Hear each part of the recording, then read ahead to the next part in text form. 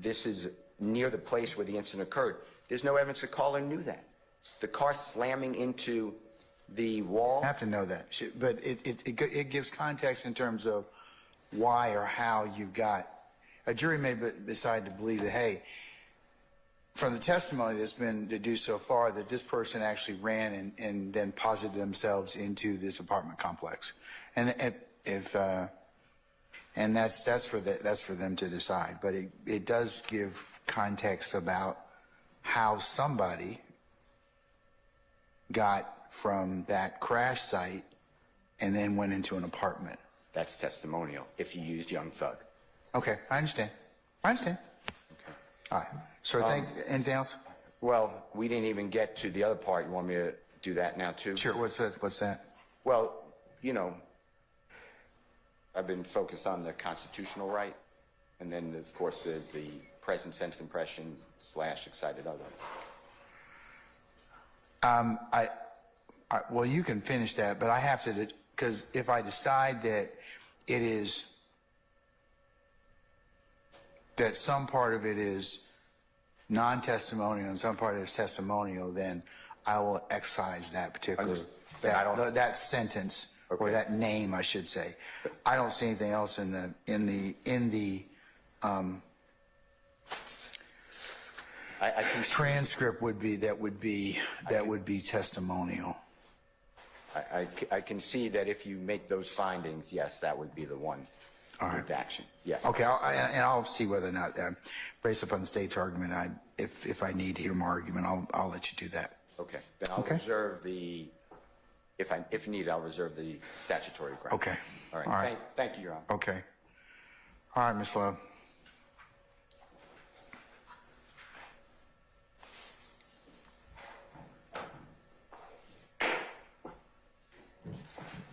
Your Honor, I'll start out by being clear. It is not error.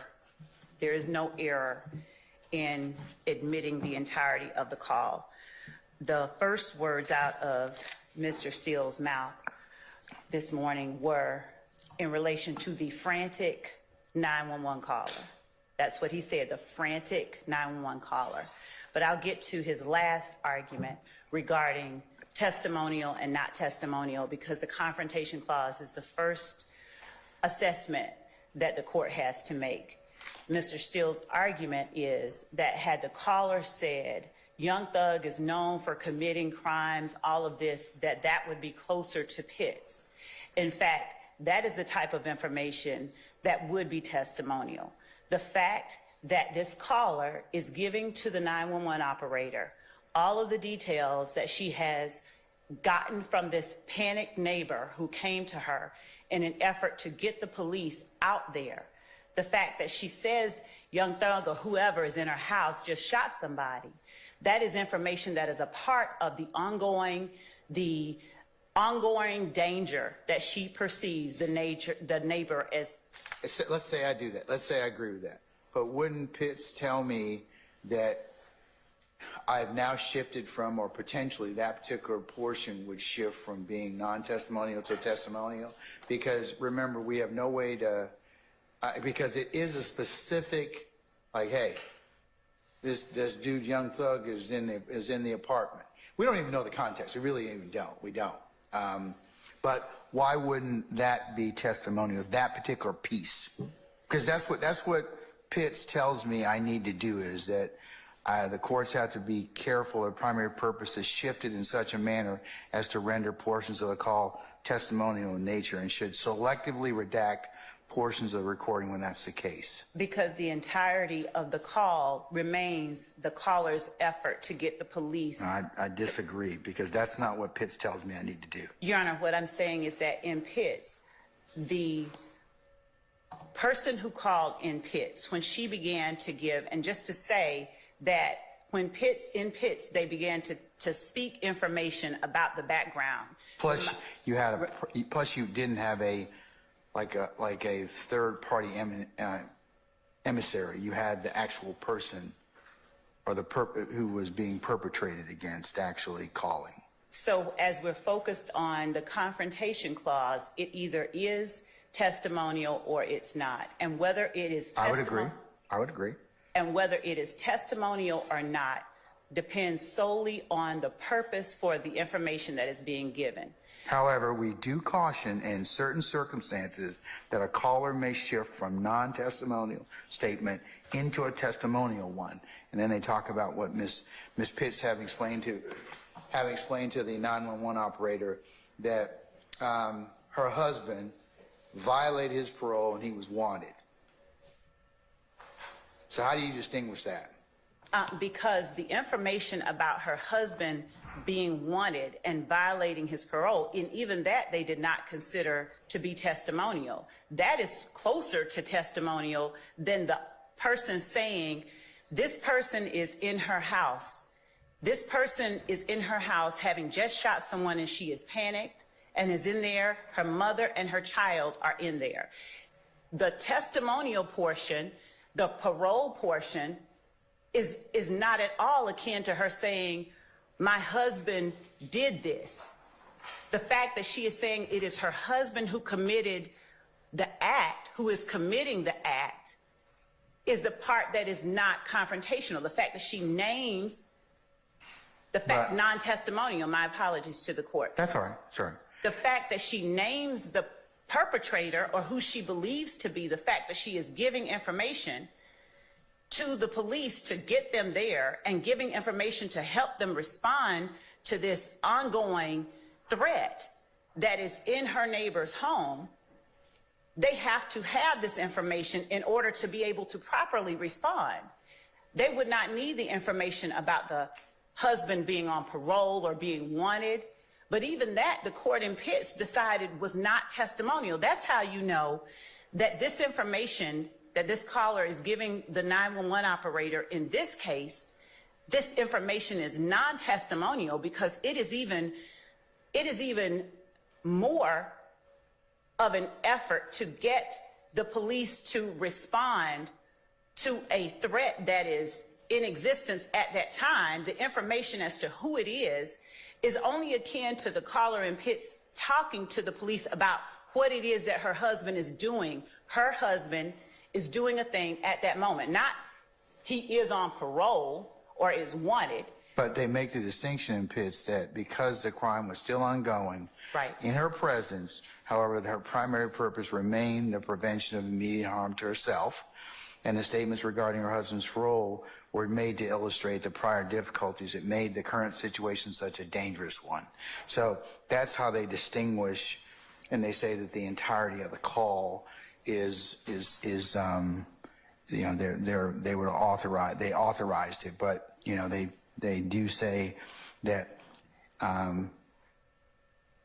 that courts now must decide what the caller's primary purpose has shifted in a manner to render portions of the call testimonial. So that's what I'm kind of resting with at this point in time. So I think a little different than Pitts. Pitts, you've got, like I said, person directly under the unfortunate situation of somebody who's committing violence. And Your Honor. And clearly committing violence. In this particular circumstance, you got intermediary who's relating information that is going on. So I have to kind of look at that a little more carefully than, I mean, because each individual situation is different. And to the court's point, when the court speaks about the threat, the ongoing threat, for the caller, the ongoing threat. In Pitts or in the circumstance at hand? When the court spoke about the ongoing threat that the court, when Your Honor spoke about the ongoing threat in Pitts, that the court addressed the caller attempting to have the police respond to. It is akin in this circumstance when the caller is saying, I know she came to my house and told me that the guy that shot somebody, whoever he's supposed to be, is in her house. So I don't know how y'all can do that. I'm trying to get her out the house, but she won't answer the phone now. That is the ongoing emergency. And just to give a little bit of context, I heard, but I don't believe that it is anything at all that any evidence has come in to suggest. I heard the suggestion that the caller walked past police twice and gave him or didn't give him a phone or something like that. But just to point out where we are, Your Honor, and just to make certain that the facts are crystallized in the record. Officer Black testified, just one second. I'm pointing on the screen. There are two separate phases to this apartment complex, Summerdale. The phase where the red dot is, Officer Black testified that that is the phase in which the shooting first occurred. Then Officer Black, we've heard testimony that the car went through the yard just across the street diagonally, and we have other pictures that I can show to the court that better reflect what took place. The court can see in State's Exhibit 129, Charlie Alpha, can you put that up on the screen? And I'll just hold it up for the court.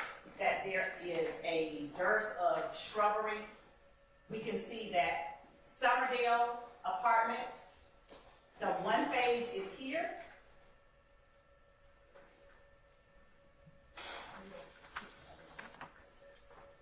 You can go ahead and keep the overview up.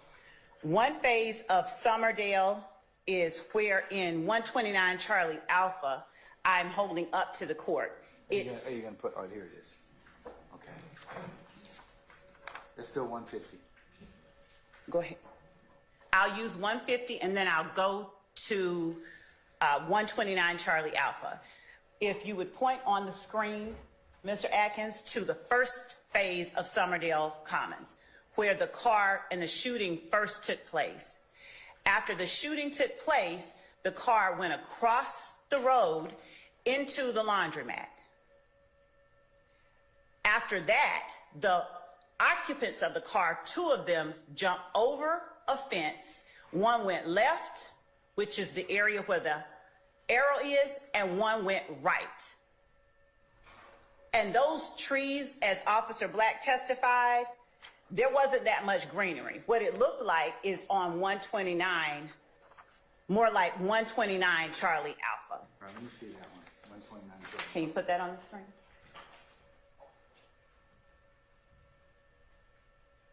These car hacks are going to make your life way easier. If you need to increase the range of your car's key fob, place it under your chin. This is because your skull acts as a conductor extending the fob's signal range. You can clean your foggy headlights with regular toothpaste. Apply it to your headlights, scrub with a brush, and rinse off for clearer headlights. If you're looking to sell your car, Carvana will give you a real offer in seconds. You will be paid right when they pick up your car at your home, or you can just drop it off at one of their car vending machines. My wife and I have our first baby on the way, and we're gonna definitely need a bigger car. Carvana's making that super simple for us, so we don't have to spend the extra time fielding unserious buyers. We've got enough on our plate already with these big life changes on the way. Over 1 million other people have sold their car through Carvana, giving us the comfort that this is the best selling experience that we could have. All you have to do is enter in your license plate number, your state, hit get my offer, searching for your vehicle. I guess by your license plate number, they're already gonna find the car for you. Then you add a few more basics like your mileage, your zip code, your color, really easy stuff. Tell them if you're gonna sell or trade in your car. They ask you for the vehicle features to make it very specific so they know exactly how much the value of your car is gonna be. You just let them know if you have any mechanical issues, electrical issues, engine issues. They give it all to you in one page here. Finally, you just enter in your email and hit submit, and they generate the offer for you right here. Bam, there is my Carvana offer. That's a really great deal for our car. Getting a quote on your car is free, it's easy. If you're like me, you'll be surprised to see how much Carvana will actually pay for your car. Visit Carvana.com and get your quote today.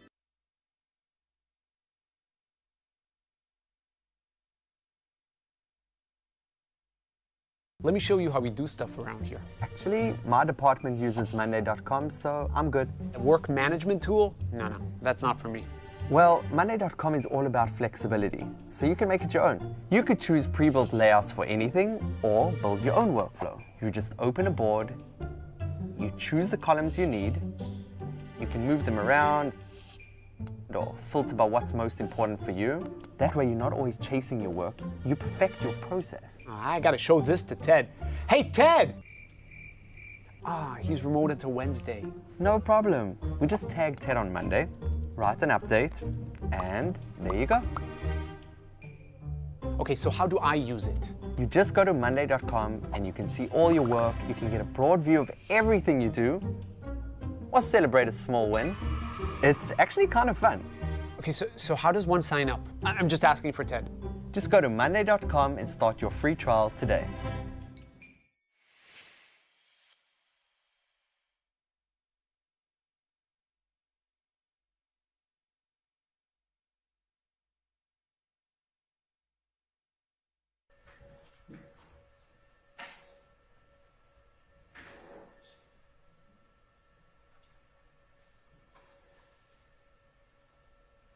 Do you have a 129 Charlie Alpha? Take a little time. It takes it, I'm pulling it out, it takes a couple minutes to pull up. And as that is coming up, Your Honor, I will say to the court that the court has heard the testimony that the area of the phase of Somerdale Apartments where the shooting first occurred, that phase is identified by numbers. The buildings are identified by numbers. In the second phase that the caller was calling from, the court heard in the 911 caller, we're in not the old Somerdale, the new ones, and that it is in building C. Officer Black testified that the second phase of Somerdale Apartments, the ones that Somerdale Commons? Yes. Okay. That second phase, those buildings are identified by letters, and the letter C, the building C, is exactly where the caller identified it as being. We're in the... I understand. So the idea that the panicked neighbor went past police officers twice is a fiction being made up, because the police officers are in the first phase. They're in, I need to take a look at 29C. I mean, 150. I'm going to just go ahead and... Put 150 back up if you can. I'll take a look at 29C, please. Put 150 up, please, again.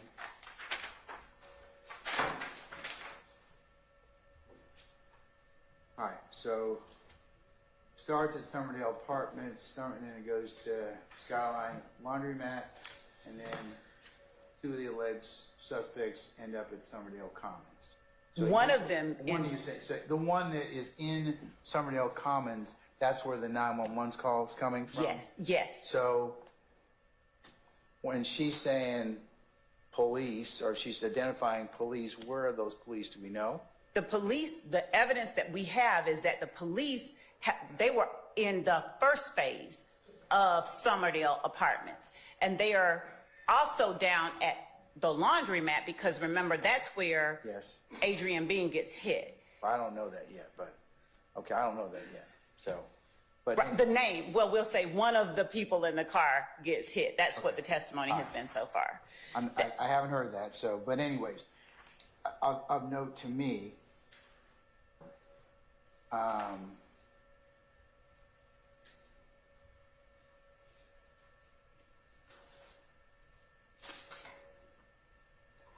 the court is your caller, the 911 caller is calling from Somerdale Commons. Yes. Okay. All right. And then stage 129 Charlie.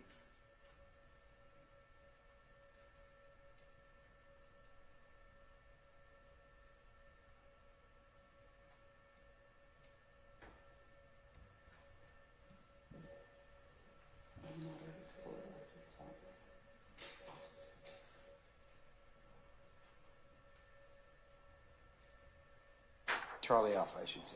Okay. All right. So what were you telling me about Charlie Alpha, 129 Charlie Alpha? So 129 Charlie Alpha shows the entrance to the apartments where the shooting occurred. The first phase. Correct. Okay. All right. And the testimony came in that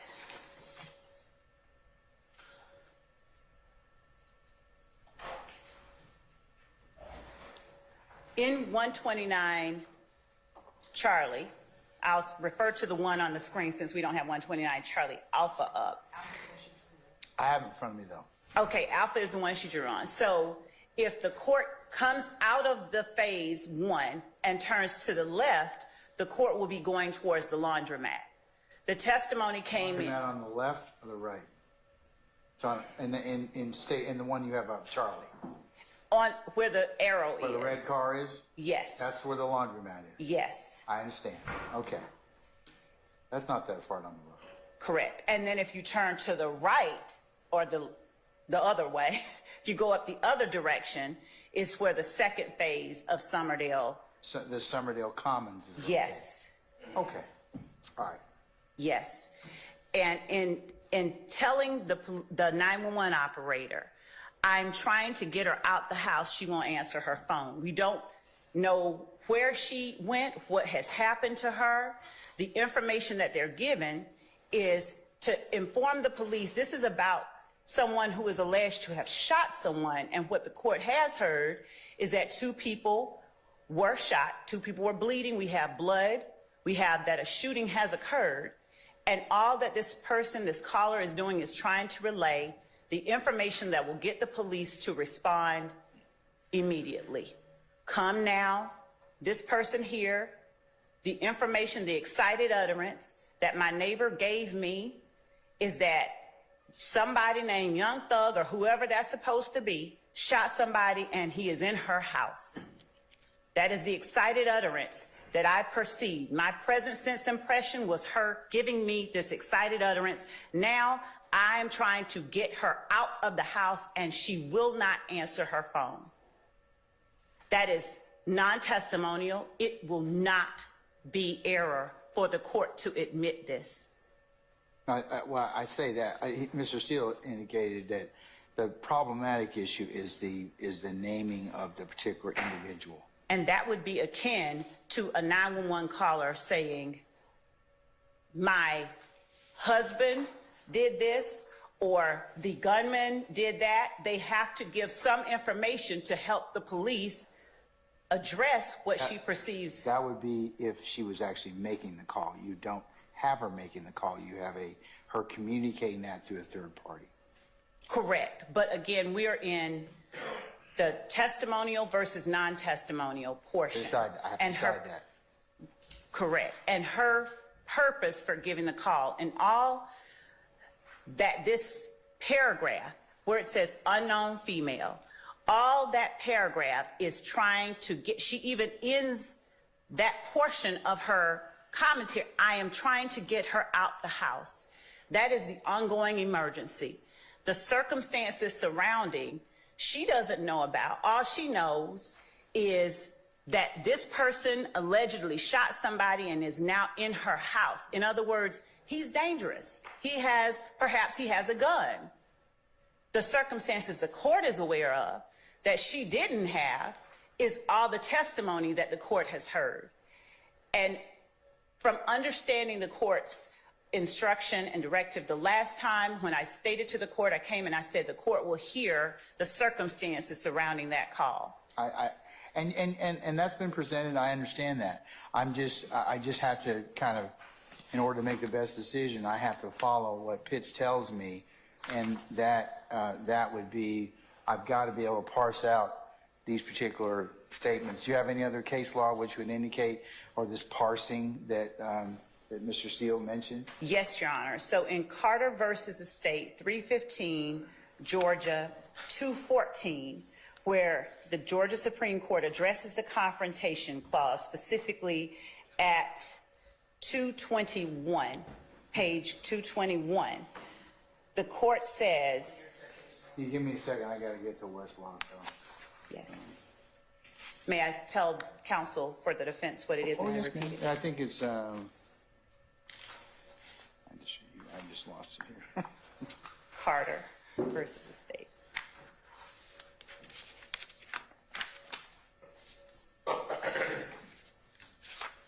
That's the problem. I'm having too much.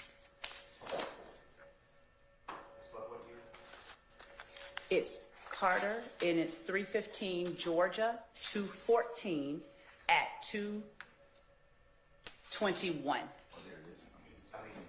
It's in your paper. 2022.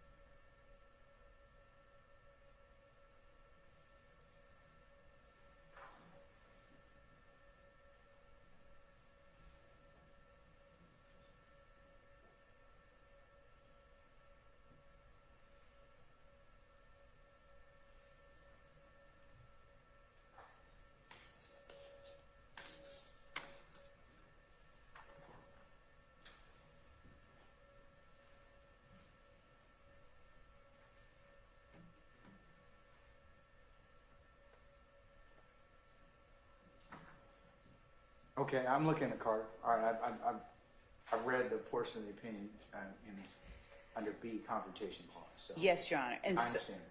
Okay. So that is what we are saying here.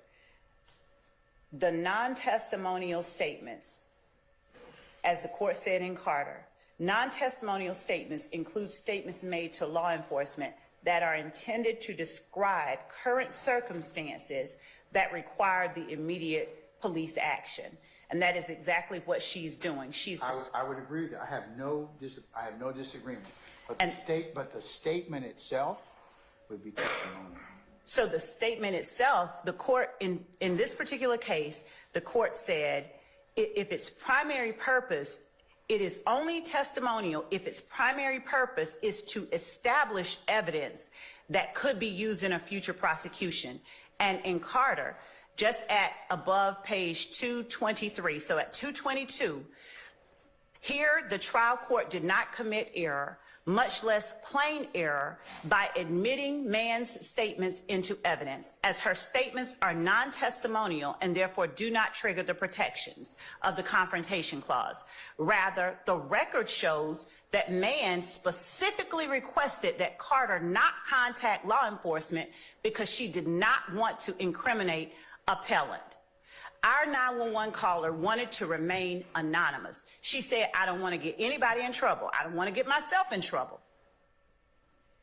In Carter, the court said, Mann's statement to Fox, indicating that if anything ever happened to you, appellant did it. And here she is naming the person, just like that panicked neighbor did.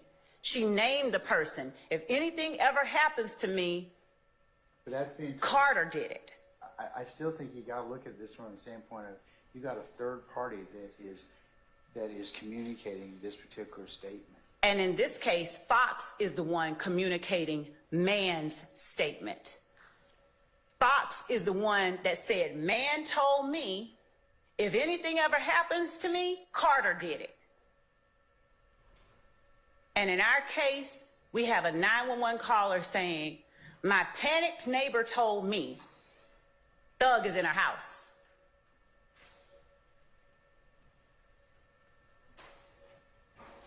A little different down in this situation. I mean, I just, it's just fundamentally a little different from Carter versus what we have here. Your Honor, the analysis, I understand that the defendant would rather not have his name mentioned, but the fact that he feels... That's not the point, Ms. Love. The point is, Pitts tells me that I have to, I mean, then Chief Justice Sears makes it very clear. Courts are to determine and take a look at 911 calls in particular about some things that may be non-testimonial and testimonial. So that's kind of what we have to kind of do in this particular circumstance. And that's why I'm kind of concerned that, and especially since it's being communicated through a third party, but it specifically names Mr. Williams in that particular regard. And if I may, Your Honor, when the courts, every case that we look at, there is never a word-by-word analysis. The court looks at the entirety of the statement to determine if at some point it turns testimonial. Well, you're right, and that's what Pitts tells me to do. And so I have to kind of look at it from that standpoint. And the intent of the caller is what makes the statement testimonial or not. If the caller intends... But some portions of the statement, remember, that's what Pitts tells me to do. I have to look at whether or not some parts of that statement are testimonial. Right. So and that's kind of that's what Pitts directs me to do. And it's only testimonial, Your Honor, if its primary purpose is to establish evidence that could be used at a future trial, in a future prosecution. Well, I would think that naming a potential suspect would be evidence useful in a prior trial. And I know you're shaking your head over Miss Hilton, but that's... No. I'm sorry, okay? That's just the facts. Your Honor, what I was saying was that's just the facts, okay? Just like I told Mr. Steele, evidence may not cut...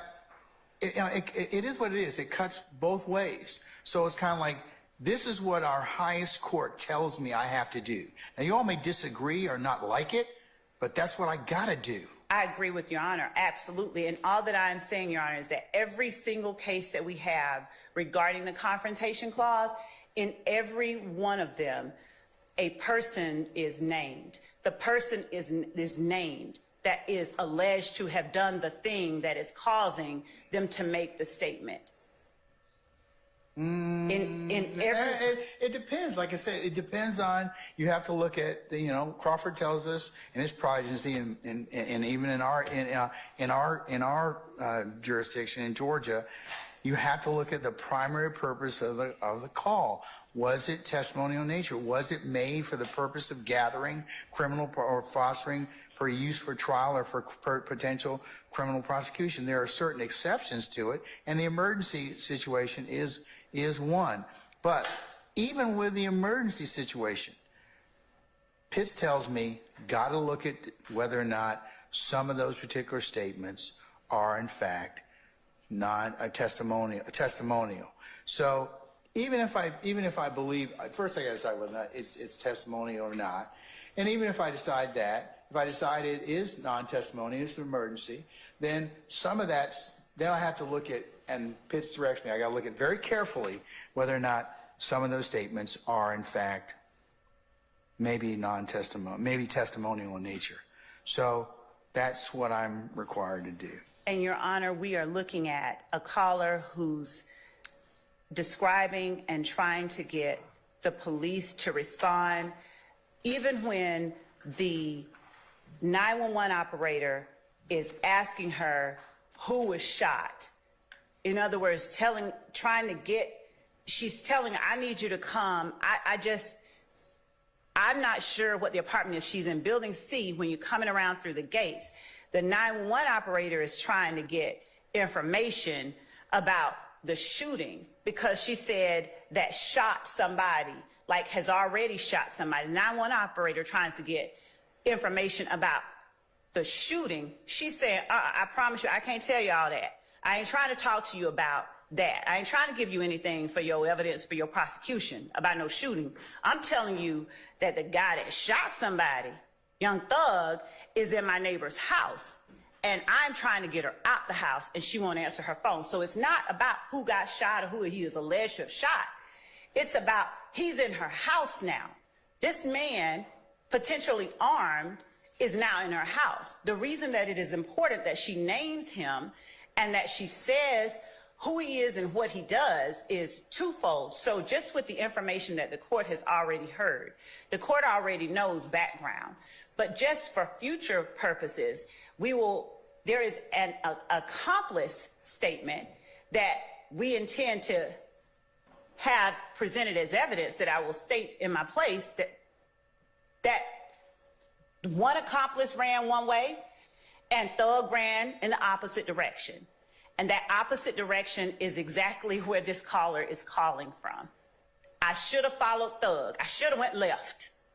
I went right, or I went to the left and he went to the right. I should have followed Thug. And then here we have this caller saying, I ain't trying to talk about this shooting over here. I'm trying to tell you that this man that just shot somebody, Thug, is in her house. And I need you to get her. I need you to come and get her out because her mom and her baby are in that house. Okay. And Your Honor, that's the reason those circumstances, that information, the caller's words, her purpose that she reveals.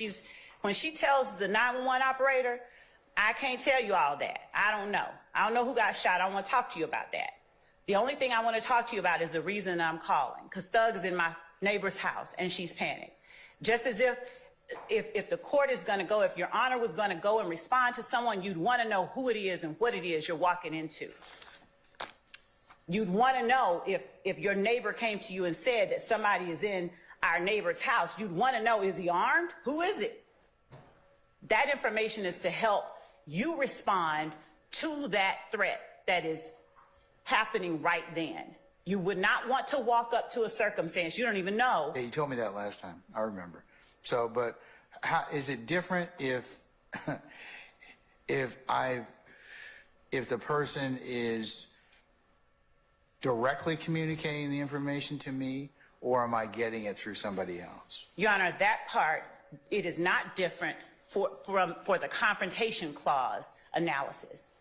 That part remains the same. Its purpose remains the same. When you get into who said what, that's the hearsay within hearsay, and both of those statements fall under 24-805 to an exception. And the court analyzed it exactly correctly when the court said that's for the jury to determine, because Mr. Steele argues you don't know that that was actually true. The court analyzed it on point. The court said, well, you can argue that, and the jury can say, well, she says she don't know. I don't know. The jury can decide what portions, if any, of that 911 call. But we don't have a declarant. Our declarant's unknown. Our two declarants are unknown. And that is why, Your Honor, the whole purpose for exceptions for hearsay are to put forth things that are trustworthy. And hearsay within hearsay is not, it is absolutely admissible. And the court knows, I don't even have to say this, it is only for the purposes of the record, that these new evidence rules are rules of inclusion. So much so that the rules don't say it can be admitted if you have an exception. 24-805 specifically says hearsay included within hearsay shall not be excluded under the hearsay rule. Well, Ms. Love, I'll tell you. Spratling, which was decided in 2023, says if I don't make a proper analysis under Crawford, vacate and remand. So, And Your Honor, so I got to make sure I get it right, okay? And so, Your Honor, I'm with the court. I'm absolutely with the court, and I have an equal desire, if not greater, to make certain that it is right. And I would not argue fervently for this if it were wrong. All right, well, let me have 5 minutes, okay? I'm going to take a break. And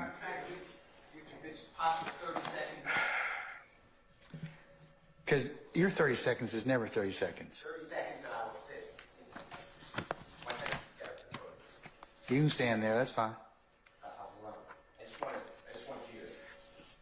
So the lie detector results are in, and Tom Brady does actually went from Hurts. I told you. You gotta take the bass out your voice. I will tackle you. We'll be right back.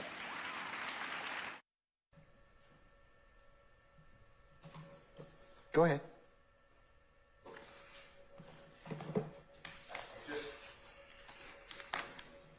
I just need you to understand, and I'm not saying you don't understand, but the Carter case that was just cited, 315 Georgia, 214, it's in Division 3. A doesn't apply, that's the 807 residual hearsay. B is what the state was talking about. And, Your Honor, There was no objection in this case either, so, No. in the Carter case, no objection, so. but look what happened. And they had to review it under plain error too. Yes, So, and yeah. Fox was told by Miss Mann, God forbid Valerie Mann was killed. Fox testified. Valerie Mann, God forbid, is dead. And she told Carter. Carter testified. That is not even close.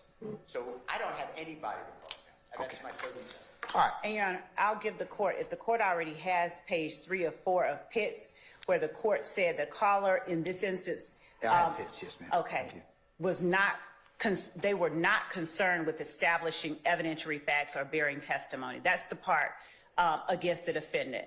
And the court found that the same analysis was applicable in Pitts. That the 911, that portion of the 911 caller, they were not concerned with establishing evidentiary facts. They were concerned with getting Young Thug out of their neighbor's home. Okay, all right.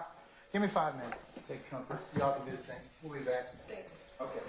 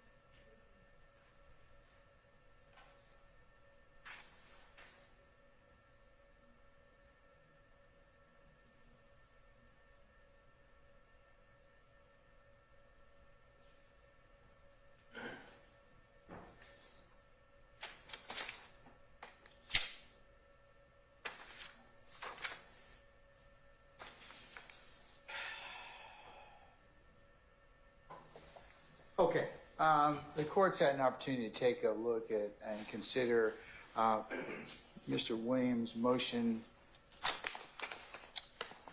number 40.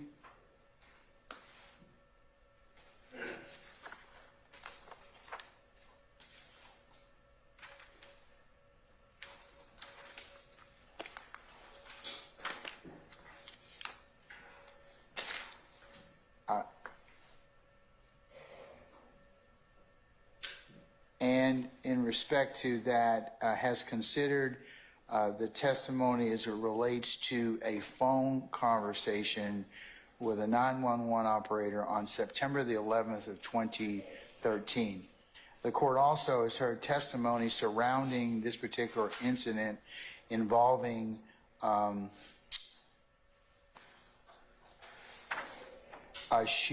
purported shooting at the Summerdale Apartments, Summerdale Commons, as well as a laundromat that is in the vicinity where a car crashed into a laundromat. In considering whether or not the 911 call on September the 11th of 2013 would be admissible,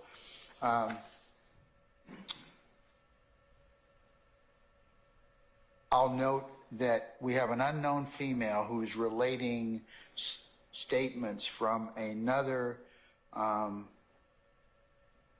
female in regards to a situation that was ongoing at that particular point in time. The first thing that it implicates is, since the state has told me that neither the unknown females will be available for trial, then it presents the issue of the confrontation clause.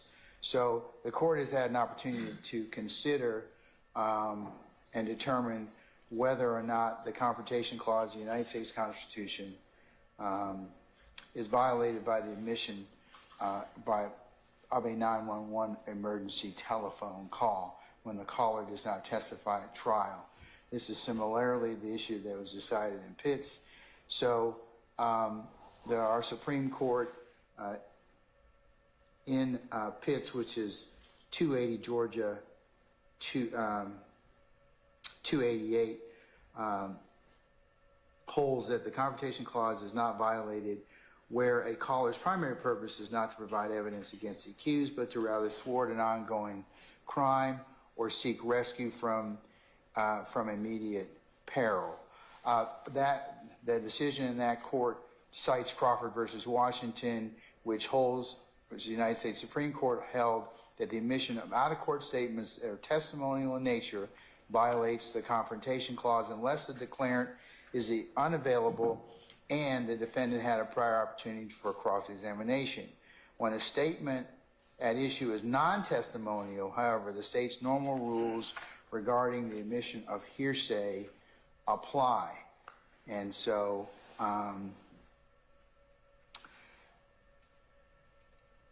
some courts, it was a discussion of the court in Pitts, that some courts delineate that 911 calls are totally for the purposes are testimonial because it involves a statement to a government officer. But some courts understand and hold that a 911 call is initiated by a citizen rather than an instrument of the state and is not knowingly given in response to structured police interrogation and should not be considered testimonial. So the rule in Georgia is we now hold, however, consistent with the majority view, that the determination of whether a recording of a 911 call is testimonial should be made on a case-by-case basis. So,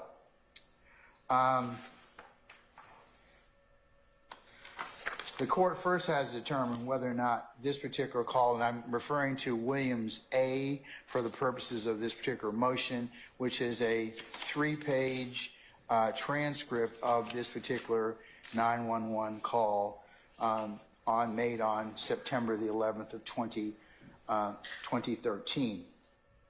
So I have to decide first whether or not the telephone call is made to avert a crime in progress or seek assistance in a situation involving immediate danger.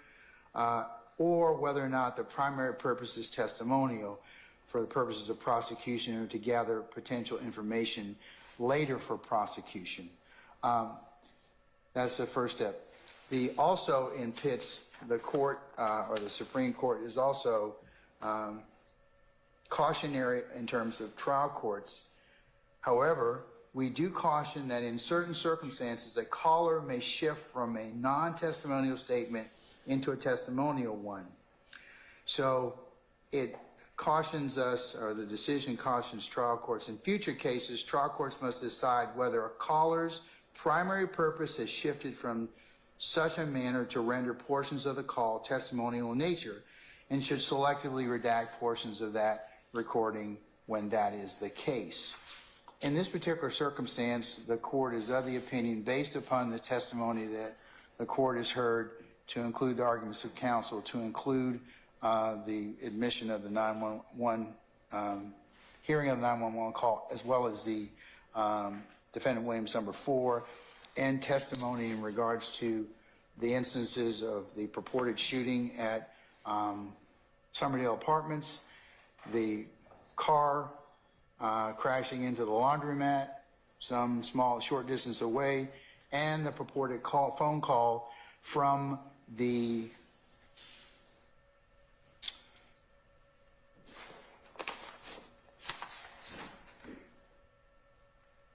Summerdale Commons.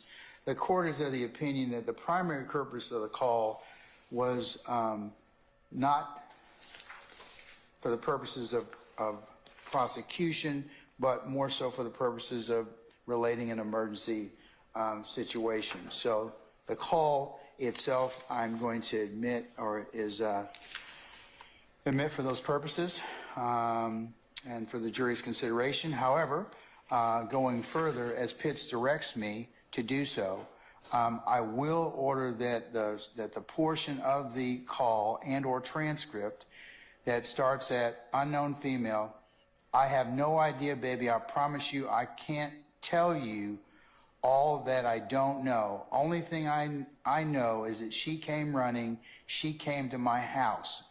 It'll stop there. It will pick up, the guy is in her house. So I don't know how you all can do that. I'm going to try and get her out of the house, but she won't answer the phone right now. The particular part that I will excise will be starting at Ann told me that the guy that shot someone named Young Thug or whoever that's supposed to be shot someone, I will excise those out as those are testimonial in nature. And the court will so the entire paragraph will read, I have no idea, baby, I promise you, I can't tell you all that I don't know. Only thing I know is she came running, she came to my house, the guy is in her house. So I don't know how you all can do that. I'm trying to get her out of the house, but she won't answer her phone now. Everything else in the transcript of that call is admissible as it would relate to an emergency situation. So for those reasons, that's the court's ruling. So State, if you'll prepare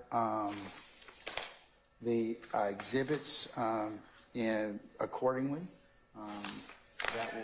When the court referenced the 911 call, did the court mean the actual call itself as opposed to the transcript? Whatever you decide to play needs to be redacted. Yes, Your Honor. Okay.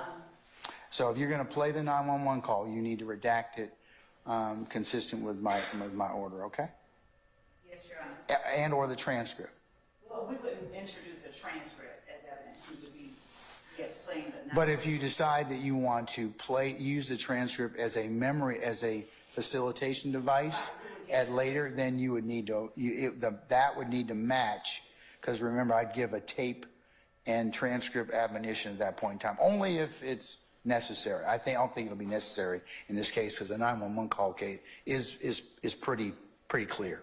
Right. So, but I'm just telling you, if that's the case, it needs to be redacted. That would need to be redacted. So at a minimum, if you're going to play the call, redact that sentence out. Yes, Your Honor. Okay. Your Honor, with respect to the court referencing Williams' motion on limiting number 40, the motion on limiting number 40 was not the 911 call, it was the jail call.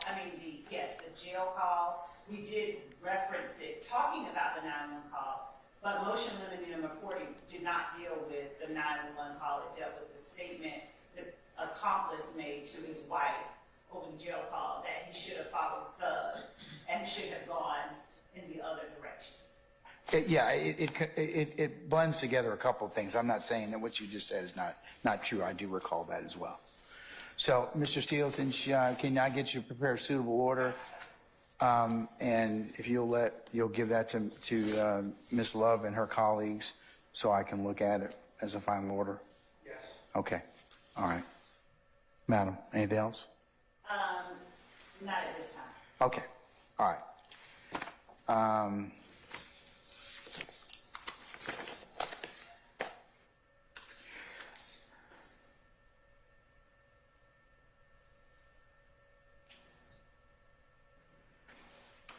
Okay, can we talk about Defendant Williams' motion limiting number 38?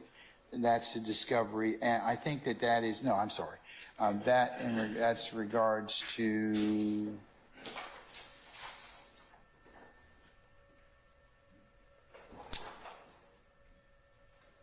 the pending appeal issue and by Mr. Ryan and Mr. Blaylock.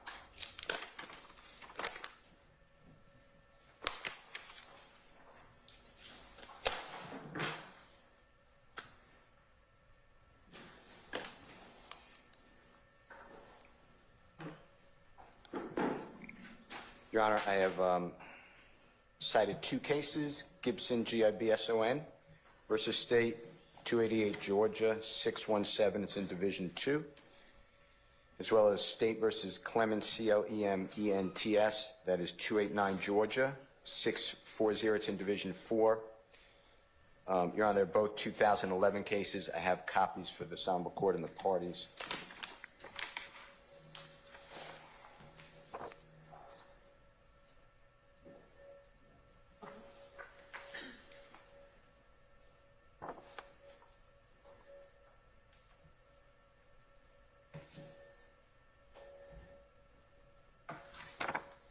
Your Honor, may I approach? Yes.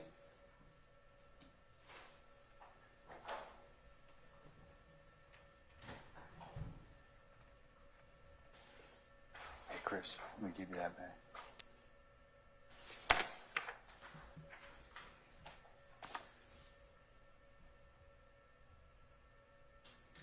So, Your Honor, on State versus Clements, on the copy I've given the Honorable Court and the parties, it's on page 10 of 11.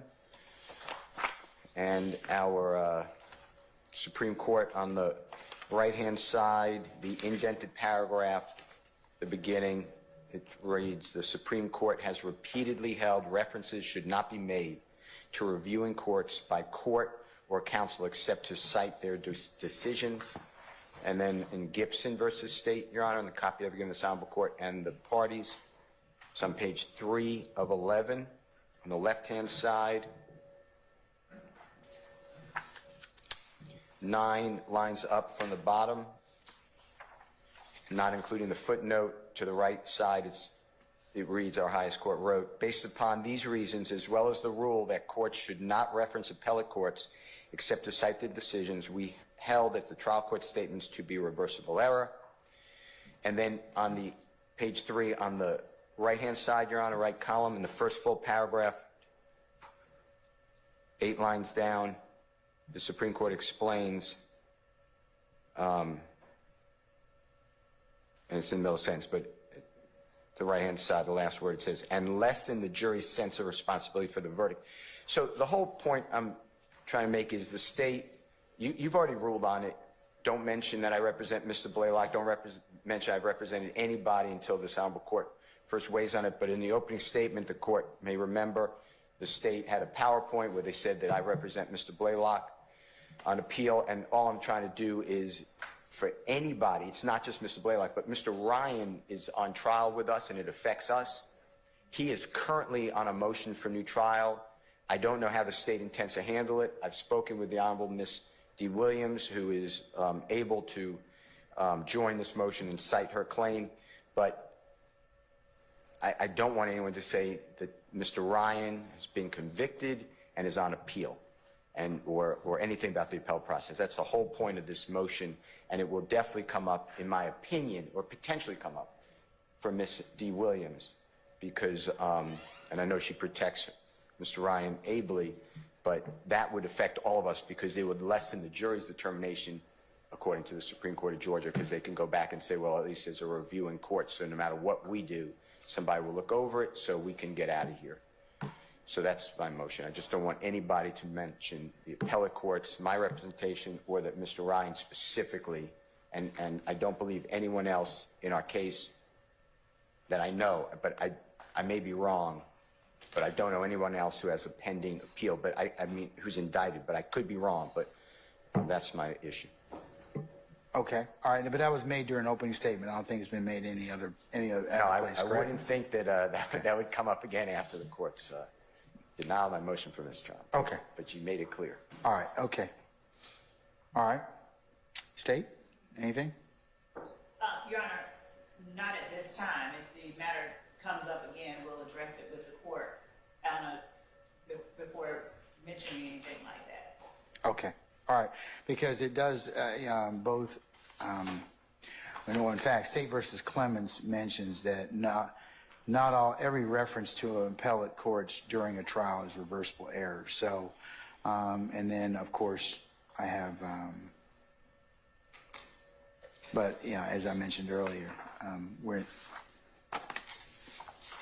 As we stated, there may be, if it comes up, I need to hear about it during your case in chief. I definitely want to, before it comes out or is elicited from any witness, I would need to. I want to review that because the appellate courts are pretty clear. I mean, I think in Clemens that's what was mentioned, and also in Gibson, in terms of just, I think the court instructed on something, and the appellate court said, no, that's not, can't do that. and that would be the court commenting on it. Yes, commenting on it. So. As I understand Defendant Williams' motion in limine number 38, he's asking the court to order a thing, but again, it has not, and we've stated to the court previously that before we bring that up, I don't think he's asking that we not mention Mr. Ryan's conviction for murder. But I thought that's what I heard him orally say, but I don't think that that's in the corners of the document. Well, that would depend as well on. Because we do intend to mention that. We will be talking about that. That's one of the overt acts. Well, So we will definitely be bringing evidence in that Defendant Ryan was convicted of murder and Defendant Blaylock was convicted of murder. And prior to, or if we decide to say anything regarding Mr. Steele's representation of YSL members, we would bring that to the court's attention, as we stated way back when this was first broached. all right. Ms. D. Williams, anything, madam? We just joined in on Mr. Steele's motion that we wouldn't want the state to bring up that the conviction for murder. I'm sorry. We wouldn't want the state to bring up that the conviction for murder. Well, I think we'll probably need to take that up because that's alleged in one of the counts as an overt act. They have to prove that too, so. Sure. The conviction is part of the proof. And so that would be excluding a verdict, and that the case law specifically does not preclude that type of evidence from coming in. I don't even know where that argument is, what case law or anything that's grounded in. Well, before you tender or make an effort to do that, let's put a pause in that and let me just consider I need to see some case law on that just to make sure. I mean, I'm fairly certain I know where you're headed, but. And we would not, also just so that the court is aware, what I heard referenced previously was the prohibition from the courts of attempting to prove the existence of a gang by introducing simply a certified conviction of someone not on trial, not testifying. And that is not at all what we would be doing. We would be putting up evidence of the murder itself, evidence of what Defendant Defendant Ryan said after the murder regarding YSL, evidence of what Defendant Blaylock did regarding YSL and what he said, slime over sluts, and Defendant Ryan saying, I bet YSL make the news. We would be putting up the murder of the victim, Jamari Holmes, by defendants Ryan and Blaylock, and again, the only portion we would be putting up evidence of that and how it occurred and how close in time to the murder Mr. Ryan made the declaration that I bet YSL makes the news. We would pause, I suppose, if that's what the court is saying, prior to tendering the certified conviction of defendants Ryan and Blaylock. And then if we had to bring up Mr. Steele's representation of defendant Blaylock on appeal or anyone else, we would bring that up before introducing that. Okay. And if that's in, Yes, ma'am. okay. All right. Okay. Who are you? You just kind of got up and just kind of, you know, lurked your way toward the front or something like that? Okay. All right. So how are you asserting yourself into it? I think I need to, on behalf of Mr. Stillwell, we are, and I know that we said we're going to perhaps put a pin in it, but I want to make this very clear. On behalf of Mr. Stillwell, and I think probably on behalf of other defendants as well, we are objecting under the Jefferson case to informing the jury of another jury's determination of guilt versus innocence of Mr. Blaylock or Mr. Ryan. This jury needs to make a finding of fact on their own and can't rely on the finding of fact of another jury. And it affects us because that is alleged as an overact as it relates to count 1 in the indictment. So we are not acquiescing to any belief that this jury can rely on the findings of another jury to. I understand that. That's why they're going to put all the put all the proof in front of them. And, Right. And, So, but whether or not the conviction itself. Well, if we're putting I'm sorry, Your Honor, but if we're putting the proof in front of the jury, then they make that determination whether it's been proven. I don't know why we would present in front of them. Why would we present the proof in front of them? Because it's part of the overt act. But a previous jury's and what's your point? finding is not part of the overt act. No, We can't rely on this jury cannot rely on the findings of another jury. They need to make that decision for themselves. Absolutely. But you know, the fact that there was a criminal prosecution in this particular case, it's of convictions in the proper form, it's more than likely going to come in. Well, I will come on. I mean, I remember you have cited Jefferson to me in the past, so I understand that. The concern I'm dealing with right now is whether or not Mr. Steele's involvement in any appeal or his involvement in any counsel is relevant at this point. I don't find it to be at this point. Right. So, but I will take a pause before they introduce anything about a conviction that was had, but just to make sure. Yes, sir. Okay? Okay, thank you. All right. Okay. All right, what about Mr. Williams, 39? Mr. Steele?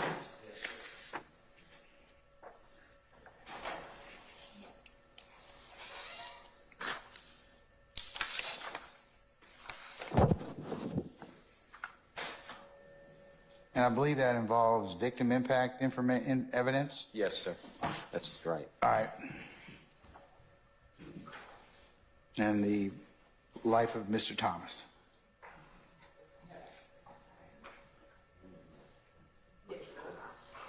Your Honor, may I approach for a moment? You may.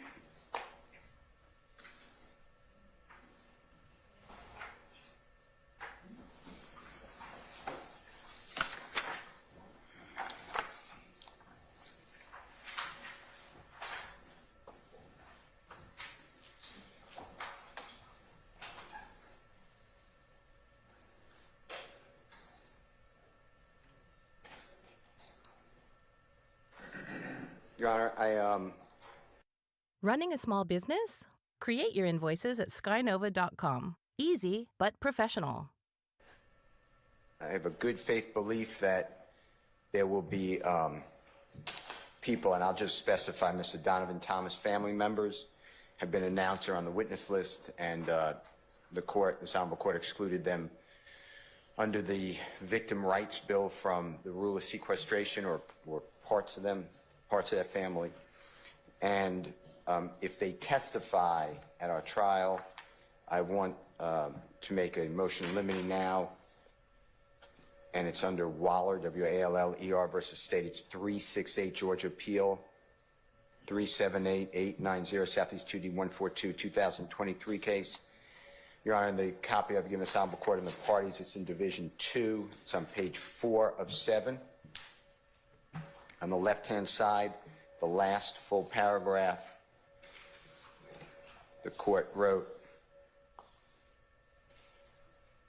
under Georgia law, evidence about a crime victim's personal characteristics and the emotional impact of the crime on the family, the victim's family, and the victim's community generally is not admissible in the guilt-innocence phase of a criminal trial. And, Your Honor, upon basis of work leading up to the case, Mr. Donovan Thomas did a lot of great things for the community. He was well respected, well loved. There's another side to that, which I'm not going to mention. It may come out at trial. And you've heard it actually from Detective Belknap. He already testified that he was the leader of a criminal street gang. But my point is the fact that it left a gaping hole in the community or the loved ones, I'm making a motion that that is irrelevant in our case. And I'm not talking about the relevancy of, 401 or 402, even with a 403 analysis. I'm talking about it goes to sympathy. And the courts have said that it is not admissible except in a rare circumstance in the guilt-innocence phase of a non-death penalty case. So that is my motion. So I'm making preemptively. I've heard at the beginning of trial, and I made this motion afterwards, Your Honor, but I heard the very first incident. It did not involve anyone here, but involved Mr. Trontavia Stevens, and you heard from a young lady, and I can't remember her name, but she was an accountant at an adult entertainment center. She was followed home or driven home in Coweta County or Noonan, Georgia. She was, her car was stolen from her, and the prosecutor went through lots of questions. I did not object, but went through lots of questions about, I objected to the whole thing coming in because Trontavia Stevens is not on trial with us, but the Honorable Court allowed it in, and went through a lot that, how did this affect you? What do you do? How does this impact you? And I'm not going to, I don't want to hear that again. So I believe it's a violation of the law. All right, counsels for the state, Ms. Love. Your Honor, I'm not intending to elicit, and I don't believe that we will be improperly attempting to or even eliciting any good character information of that nature. We have not done so thus far. We will not do so in the future with any of our witnesses. So the idea that that has been done or that we intend to do it, I'm not certain where that's coming from. So I don't believe until that time that Mr. Defendant Williams believes something like that has happened, and I don't believe that that will occur. I don't believe that this is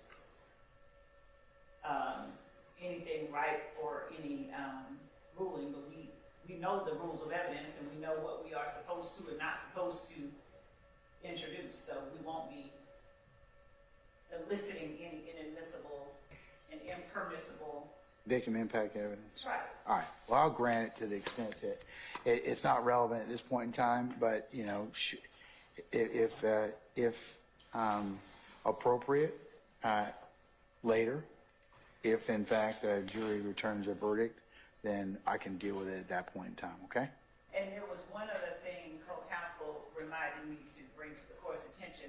What the victim was doing on the date that he was murdered, I don't know if it would be considered good or bad character, but we do intend to put that evidence in.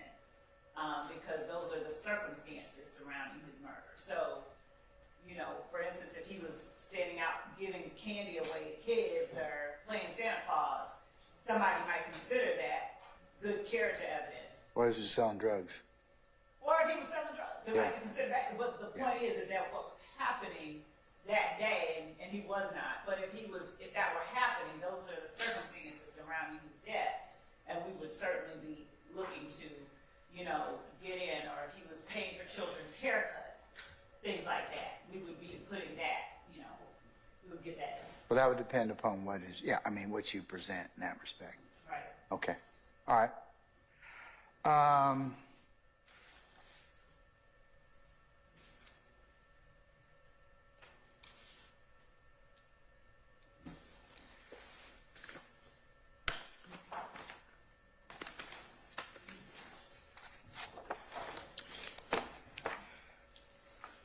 Okay, what about let's see.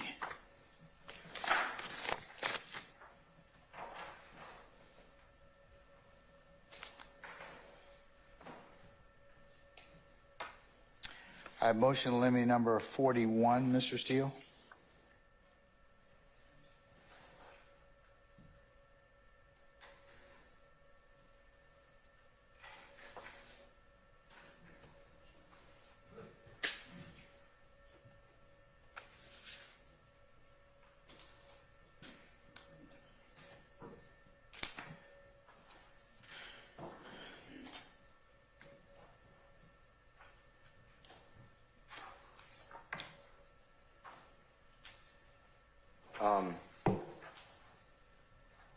I believe that's an incident involving May the 12th of 2013. Right. I'm aware. Involving Miss A.B. Yes. And a purported armed robbery. So, may I have just 1 second, Your Honor? Yes, sir. If that's okay.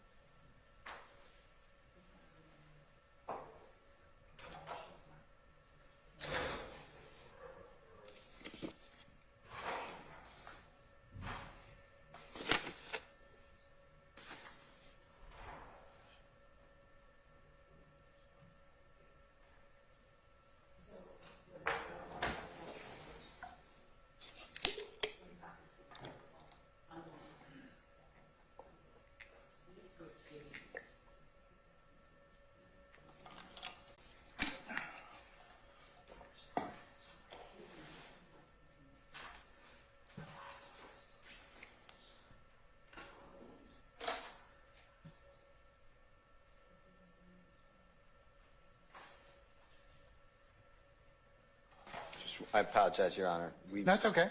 The state may have conceded, but I wanted to check with them before I say something. So they're conversing.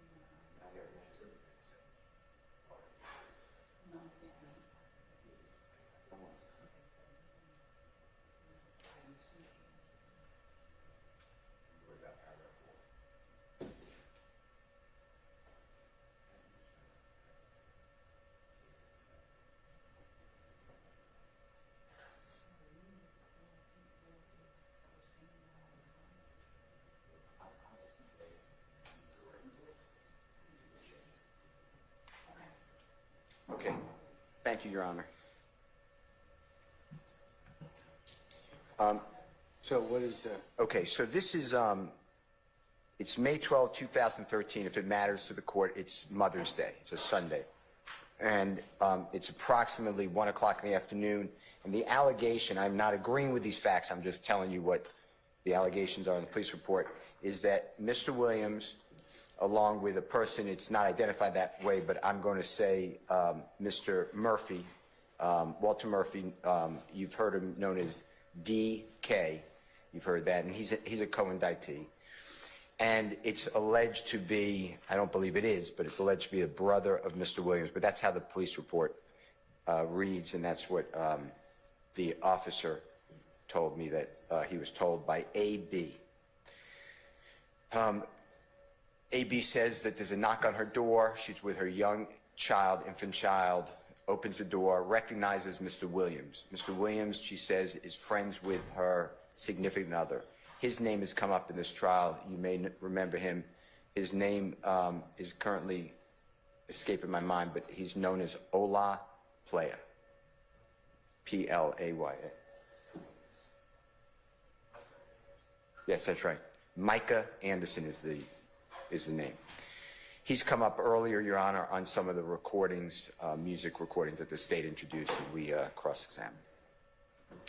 Supposedly, A.B. turns her back. She's holding her child. She's, I believe, cooking, goes into her apartment. She says there's a gun at her face or back of her head. She turns around. $400 in U.S. currency, she alleges, is taken. Her wallet is taken. Jewelry is taken. Her bag, which contains her baby products, is taken, and her gun. She says that Mr. Murphy, who's known as DK, fires a round of gunshot into her wall of her apartment, and the perpetrators leave. She does not do anything that day. Meaning, when I say that, there's no call to the police. She states that upon the next day, her house is it's an apartment. It's a connected apartment. It has bullet holes in it. The house now. And there's bullet holes in the exterior and through the window of her apartment.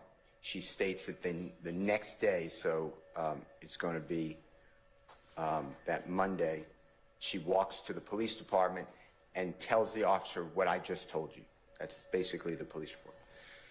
The officers drive her back to the apartment. She states that a neighbor told her that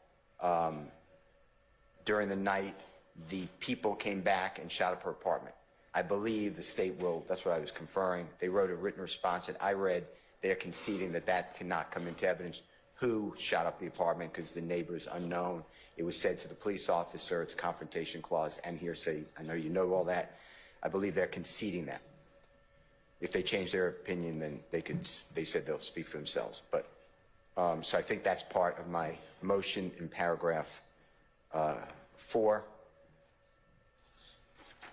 And there's supposedly also a child who talked directly to the officer. The officer told me that he does not remember that child's name. It's in the report, has no idea who the child is. And the child supposedly saw a person shoot around in the apartment. So I think the state is conceding that as well. But I'm asking you to exclude, this is not charged conduct. This is outside of the indictment.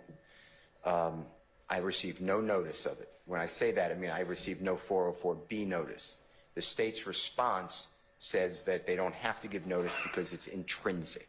That's the state's position, that this is an intrinsic act. And I agree that if it's an intrinsic act, it does not have to get notice because it can't be separated from the controversy that's on trial.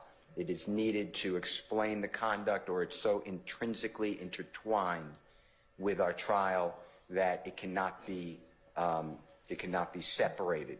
I don't believe that this is intrinsic act evidence. The reason for that is threefold, Your Honor.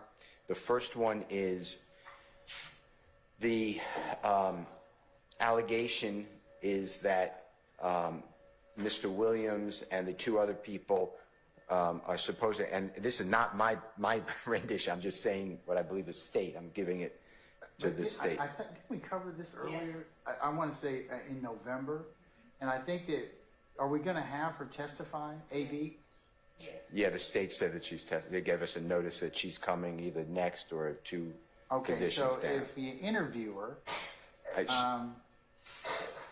would that change part of this? I mean, certainly the second portion of place being shot up or whatever else, but I think I kind of... You satisfied the notice of, I can interview her. Your Honorable Court put down its gavel and the state came through, provided me contact information. That is not the issue.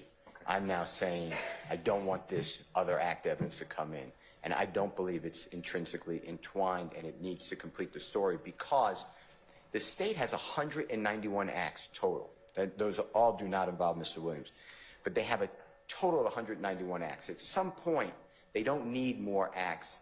This is under 403 analysis, Your Honor, as well, because the prosecutorial need for this evidence is so small. If they can't prove this case, and I'm referring specifically to the RICO conspiracy count, which is count 1, and that's what they're claiming is part of the intrinsic act that this gang, quote unquote, these YSL members go and they commit robberies, armed robberies. They're introducing, because I'm looking at the transcript from that hearing, Ms. Love tells me they're going to introduce it a 404B proffer. Well, they changed. So I don't want to, it's not 404B, I don't believe. I think they're saying, and they could tell me if I'm wrong, but I don't believe, I got no notice of 404B. Is it going for state of mind? Is it going for plan? Is it going for knowledge?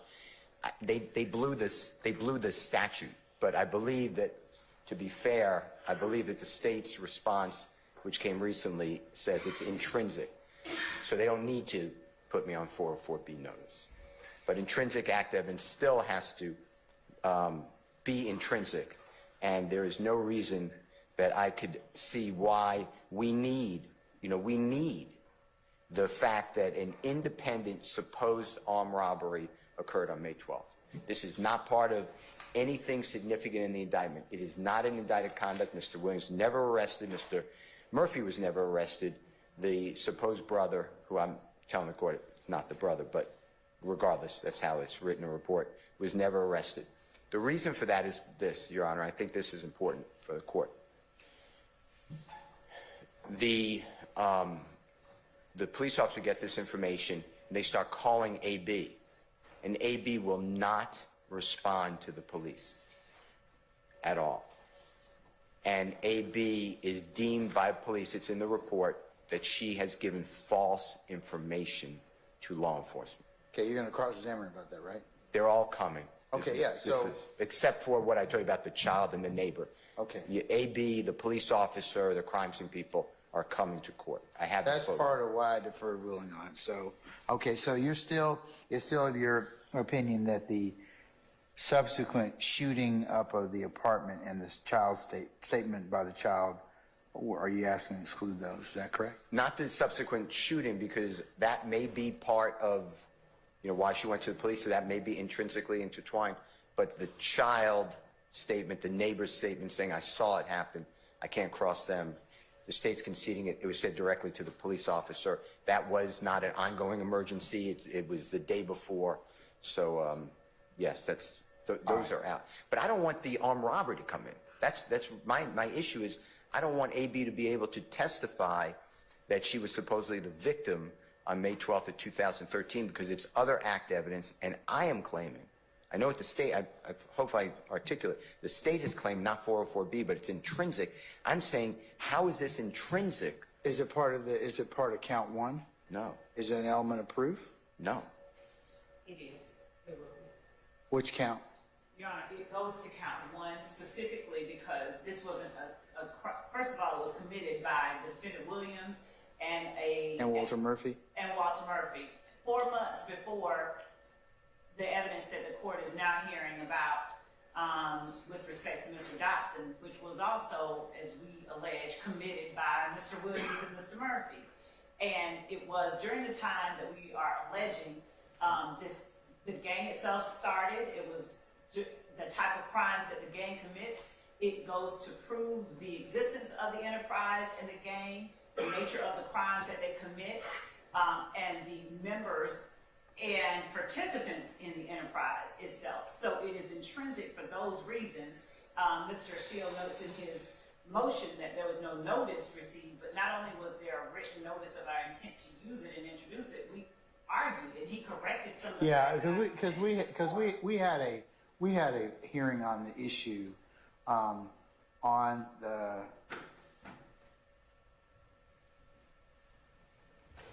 November the 21st of 2023. So,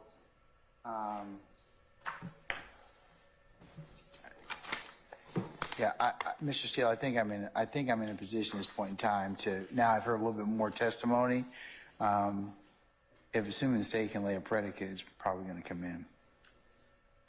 Well, okay, I mean, okay, how many more times does the state of Georgia need to show a relationship?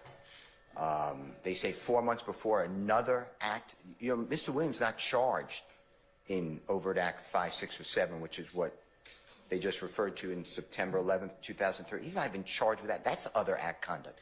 How much of this do we need to absorb on our vessel before it starts sinking?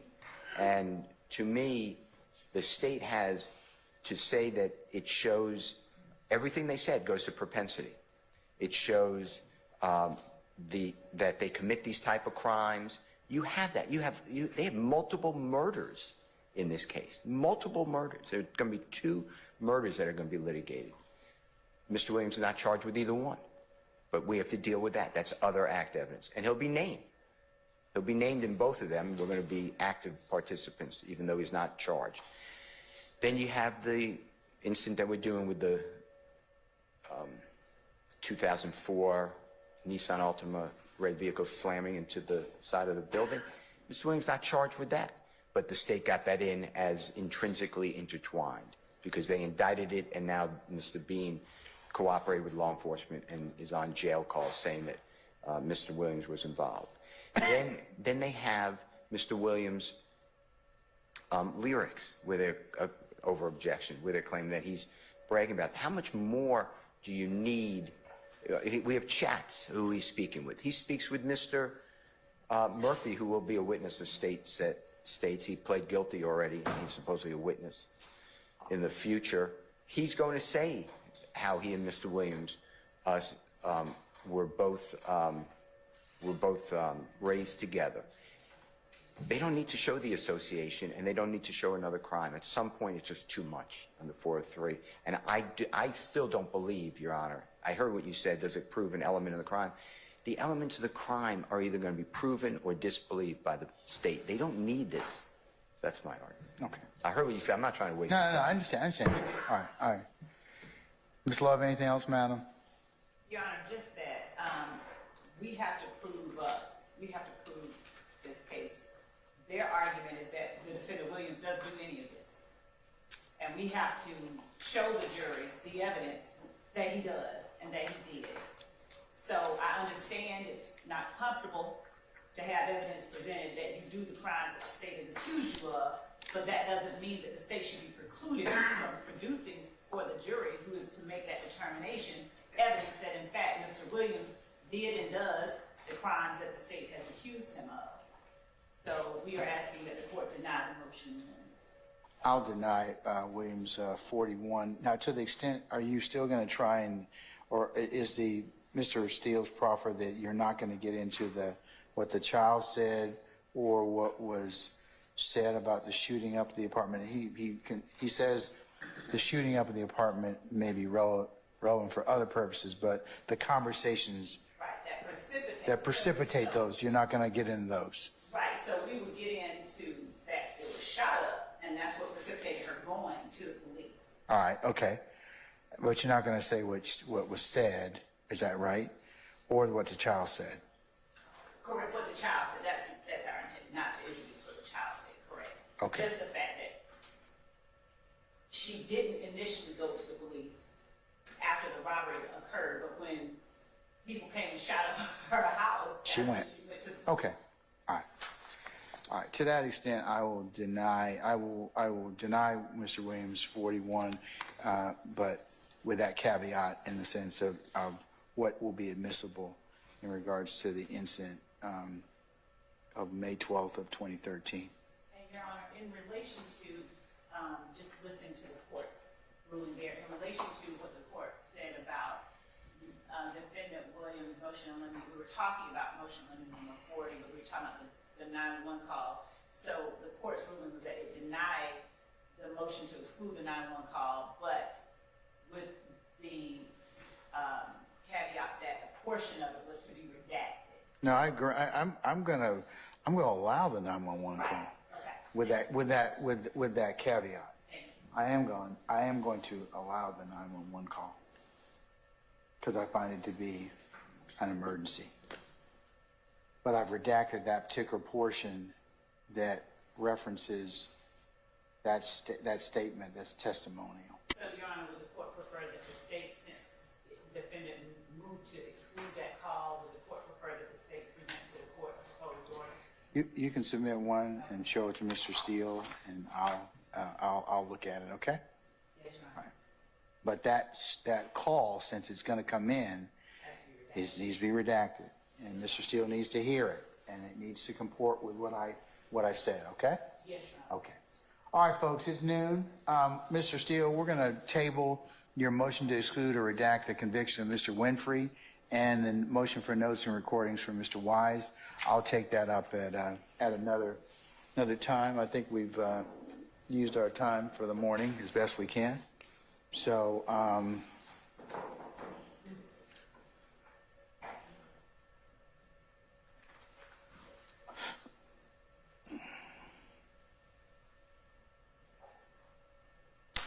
right, so folks,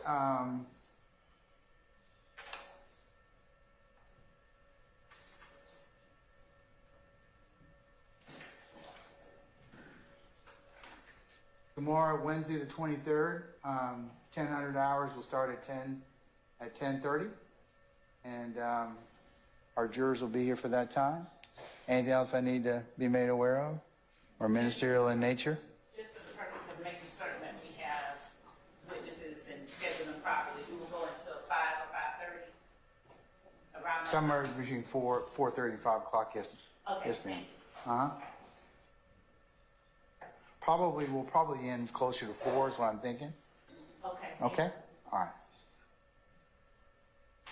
All right. Folks, then we'll be in recess until tomorrow, okay? All right. Thank you for your patience. We're in recess.